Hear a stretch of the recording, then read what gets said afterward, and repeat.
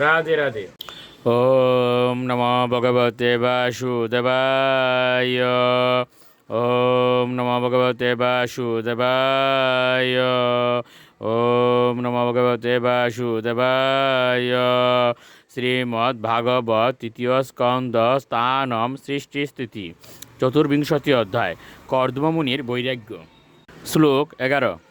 ব্রহ্মা উবাচ সবাজয়ন বিশুদ্ধেন চেতসা তচ্চিকীর্ষিতম পরিসমানৈরসুবীয় কর্দমম চেদম ঐবদাত। অনুবাদ: অবতার রূপে তার বাঞ্ছিত কার্যকলাপের জন্য ব্রহ্মা তার প্রহৃষ্ট হৃদয় এবং নির্মল অন্তঃকরণের দ্বারা ভগবানকে আরাধনা করার পর তিনি কর্দম এবং দেবতাকে বললেন। শ্লোক 12।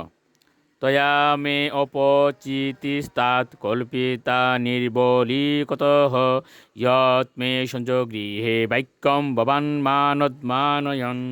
অনুবাদ: শ্রী ব্রহ্মা বললেন, হে প্রিয় পুত্র কর্দম, তুমি যেহেতু নিষ্কপটে শ্রদ্ধা সহকারে পূর্ণরূপে আমার নির্দেশ পালন করেছ, তার ফলে তুমি যথাযথভাবে আমার পূজা করেছ, তুমি আমার সমস্ত নির্দেশ পালন করেছ এবং তার দ্বারা তুমি আমাকে সম্মান প্রদর্শন করেছ।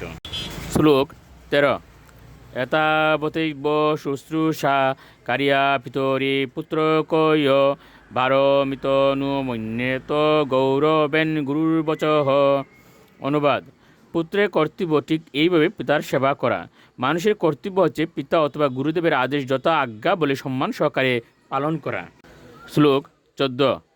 ইমাদুহিতর শতস্তৈব বৎস সুমধ্যমাহ স্বর্গমে তম প্রভাবয় শৌরিব্রিয়ম অয়িষন্তে অনেকদা।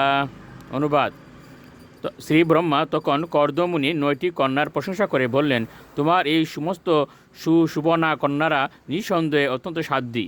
তারা যে তাদের বংশধরদের দ্বারা বিভিন্নভাবে এই সৃষ্টি বৃদ্ধি করবে সেই সম্বন্ধে আমার কোনো সন্দেহ নেই। শ্লোক 15। অতস্তম ঋষি মুখ্যেব যথাশীলম যথারুচি আত্মজাহ পরিদেহৈদ্য বিস্ত্রীনিহি যশবুভি।